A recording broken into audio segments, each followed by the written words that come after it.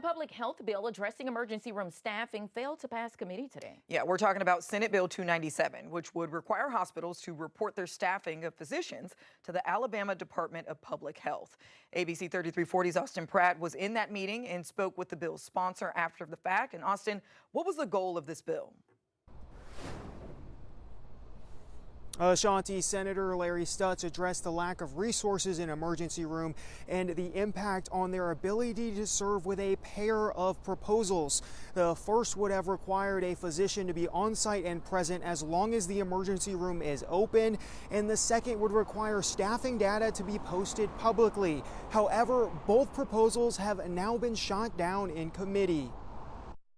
Senator Larry Stutz' Senate Bill 80 was pre-filed before the legislative session. It would have required emergency rooms to have a doctor in the building at all times. I guess what I'm not understanding then is how many places in the state currently do not have a doctor in the emergency room when the emergency room is open. Lawmakers and doctors were unable to provide the number of hospitals that failed to meet these requirements. That got a lot of people real worked up about the whole issue.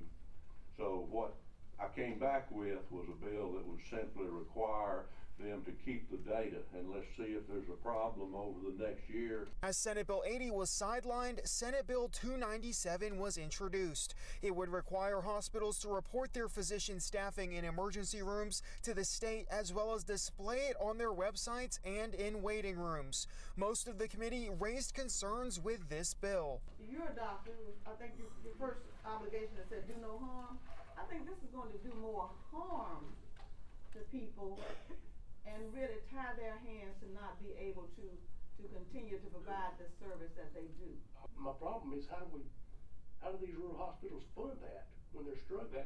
After debate over the impact on rural hospitals and concerns over the cost to the state to compile, the bill failed to pass a vote. The public expects that if you go to the emergency room, there's going to be a doctor there to take care of you. And that's all this bill does, is says you have to report whether you're staffed by a doctor or whether you're staffed by a mid-level practitioner.